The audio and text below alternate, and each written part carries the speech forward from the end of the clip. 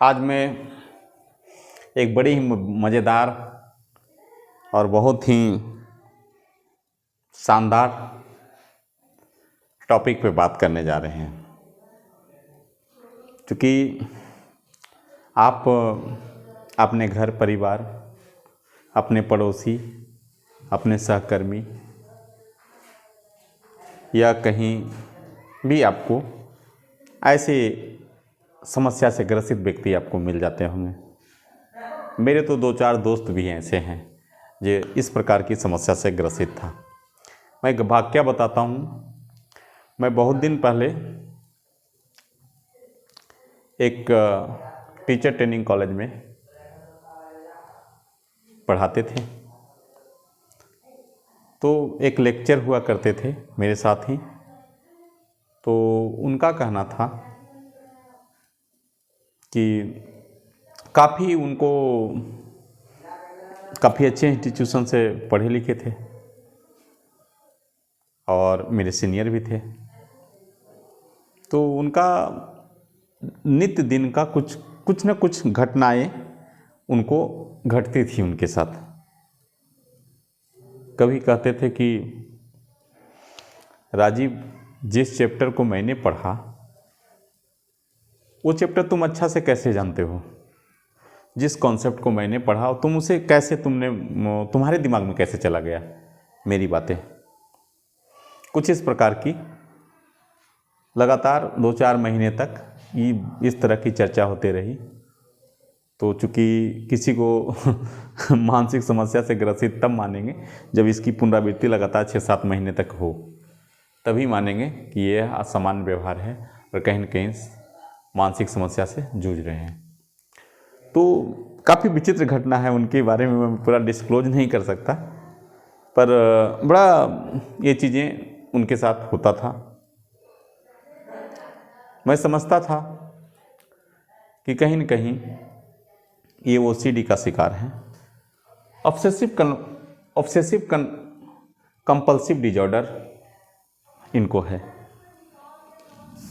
ना।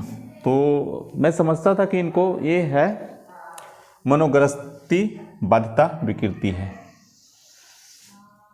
आज हम लोग इसी की बात करते हैं। कभी कभी आप देखते हैं कि आपके दादी घर में ताला लगाती हैं और बार बार फिर आती हैं ताला देखने के लिए कि वो ताला लगा है कि नहीं। कभी कभी ये भी होता है कि आप भी जब अपने रूम से निकलते हैं तो 2-3 बार आपके दिमाग में स्टैक करता है कि मैंने ताला लगाया कि नहीं, जबकि आप ताला लगा के जाते हैं। तो इस तरह की चीज़ें बहुत सारे लोगों को, मेरे एक बड़ा अच्छा कलीग नहीं बोल सकते, मेरे एक बहुत अच्छा दोस्त, फास्ट फ्रेंड है, तो उनको साफ सफाई से बड़ा ये है। घरों में दिन भर में 4-5 बार पोछा लगाएंगे या लगवाएंगे। ये सब बहुत सारे लोगों को आप देखे होंगे। मैं अपनी आंखों से देखा हूँ। एक ऐसे परिवार थे,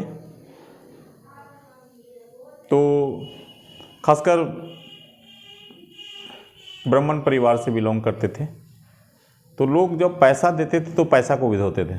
1-2 बार नहीं, 3-4 बार। उनकी यहाँ की एक महिला थी, वो 4-5 बार पैसा को धोती थी। इस तरह की घटनाएं मैंने देखा है। इसीलिए मैंने आज इस टॉपिक को चुना है, ऑब्सेसिव OCD को चुना है, ऑब्सेसिव कंपल्सिव डिजॉर्डर को मैंने चुना है। क्योंकि ऑब्सेसिव कंपल्सिव डिजॉर्डर बहुत ही कॉमन चीज़ें हैं जो आम लोगों के बारे में, आम लोगों को भी होता है ना।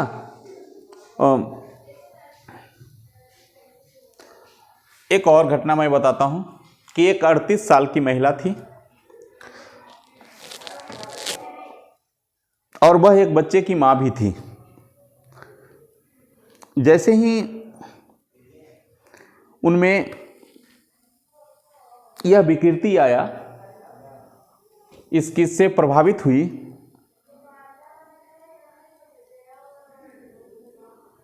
तो उनको बार बार चिंता सताती थी अपने बच्चे के बारे में कि हमारे बच्चों को किसी न किसी रोगाणु या विषाणु का संक्रमण हो जाएगा, है ना। बार बार ये चिंता उन्हें सताती थी हर समय। इसके कारण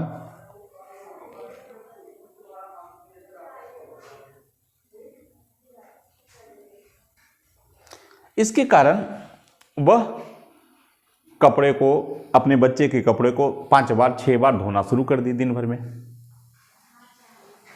मतलब इतना बार वो धोती थी, उनके चूंकि विचार जितना बार आता था उसको धो देती थी कि इससे कपड़े से संक्रमण होगी। तो इस तरह की जो समस्याएं हैं इसे हम ओसीडी कहते हैं, ऑब्सेसिव कन्वर्जन डिजॉर्डर। आपको क्लियर हो गया होगा कि ओसीडी क्या है, ऑब्सेसिव कन्वर्जन डिजॉर्डर है। आपको भी ऐसे लोगों से कभी कभी पाला पड़ा होगा, है ना, कि ओसीडी से ग्रसित व्यक्ति से आपको पाला पड़ा होगा, है ना। तो हम लोग अब आते हैं कि होता क्या है ना।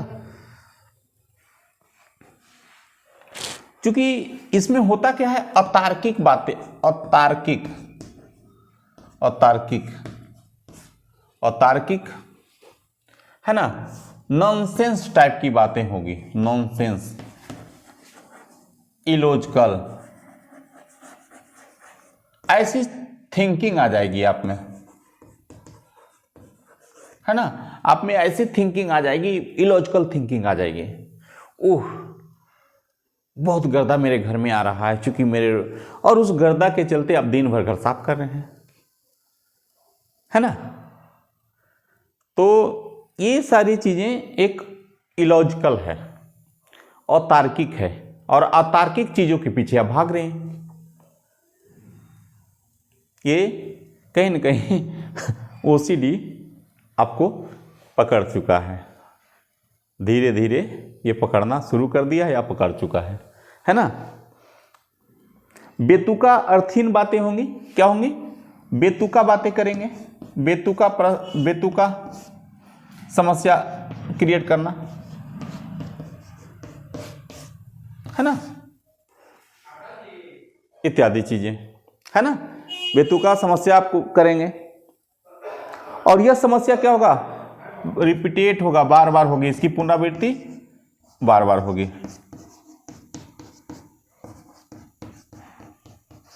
है ना।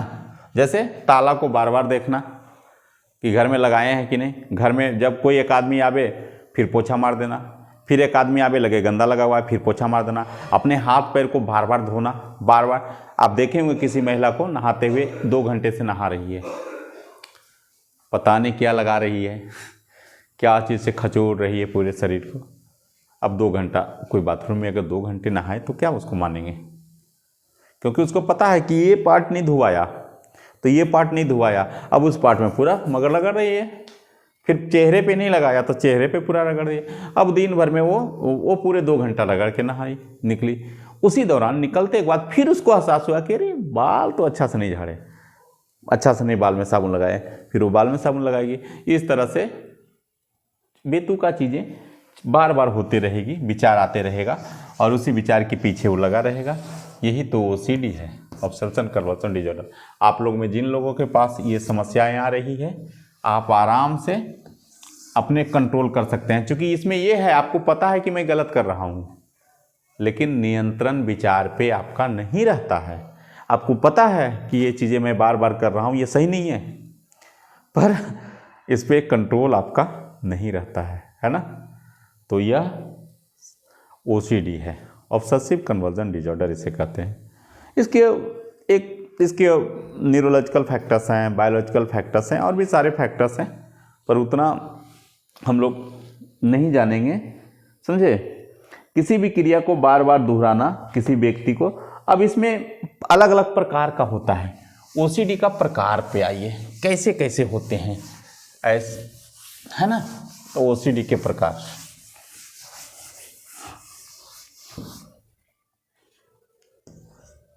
ओसीडी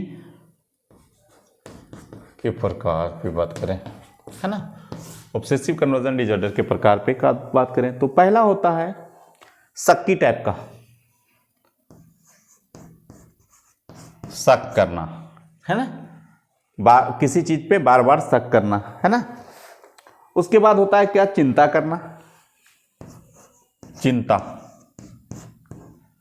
करना, एंजाइटी होगा, है ना।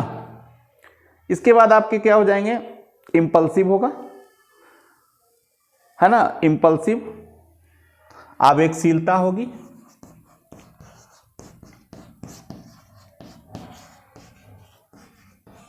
आप में आवेगशीलता आ जाएगी। फिर क्या होगा, आपको डर होगा, और फिर आपके अंदर एक अलग इमेज बनेगा। डर होगा, डर पैदा होगा और अलग इमेज बनेगा माइंड में, अलग प्रतिमा बनेगा किसी चीज़ के बारे में। ये चार चीज़ें होती है। शक, आपको शक है कि घर में आपने ताला नहीं लगाया, आप ऑफिस चले गए और शक है कि घर में ताला नहीं लगाया, बार फिर वापस आके देखने आ रहे हैं कि ताला लगाया है कि नहीं, ये शक है ना। तो ये जो शक है। दूसरी चीज़ें हैं चिंता, किसी चीज़ के बारे में अतार्किक इलॉजिकल सोचना शुरू कर देना, है ना। जैसे उस महिला के बारे में मैं बताया कि बार बार लगता है कि विषाणु और वायरस हमारे बच्चे को कोई इफेक्ट कर देगा, इसलिए दिन भर में 20 बार उस कपड़े को धो देती है। तो ये इलॉजिकल है। आवेगशीलता, जिसको इम्पल्सिव बोलते हैं।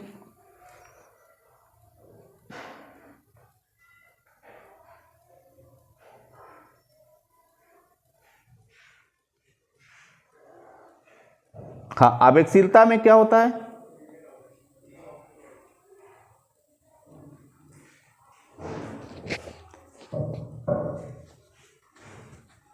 एक आपके क्या होंगे, आपको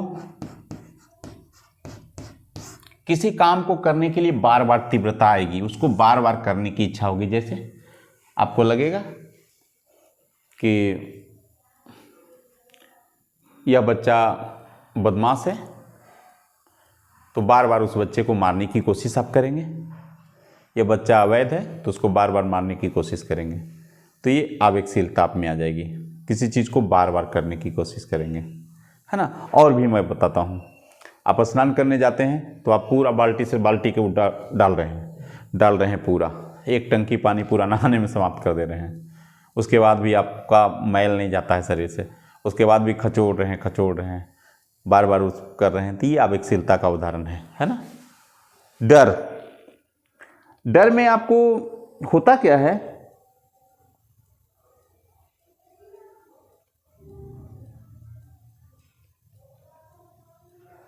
डर में होता क्या है कि किसी चीज को नहीं करने की डर। आप लोग जनरली आप जब वैवाहिक जीवन जीते हैं तो आपको लगता है कि मेरी पत्नी मुझसे संतुष्ट नहीं है, ये डर आप में लगा रहता है बार बार। तो इस तरह के डर जो होंगे वो बार बार इसके दिमाग में आपके बैठेगा, पत्नी से जब भी सामना होगी तो इस डर को हम लोग बोलते हैं कि ओसीडी का उदाहरण है। और अलग अलग प्रति इमेज बनना आपके ब्रेन में, तो ये आपके जो ब्रेन में जो इमेज बनता है, जैसे कि आपका बच्चा को कोई, आप बच्चा छोड़ के जाएंगे तो आपके बच्चा को कोई पानी में बहा देगा, ये डर आप में बना रहेगा, बार बार ये विचार आएगा कि इसीलिए आप बच्चे को हटाएंगे नहीं, अपने से छोड़ के नहीं जाएंगे।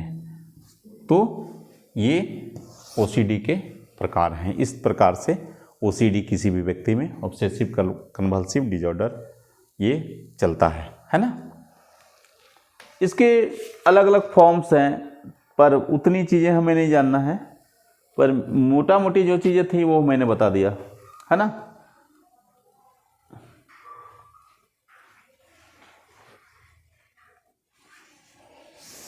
नेक्स्ट क्लास में कुछ और इस तरह की चीज़ों को लेके आएंगे, जिसमें हम लोग आएंगे एक टॉपिक पे बात करेंगे, वह है बड़ा इंटरेस्टिंग टॉपिक। हम लोग आ जाएंगे मानिया और डिप्रेशन पे बात करेंगे, जो कि मानिया क्या है और डिप्रेशन क्या है। तो आज ओसीडी, अगले दिन मानिया एंड डिप्रेशन।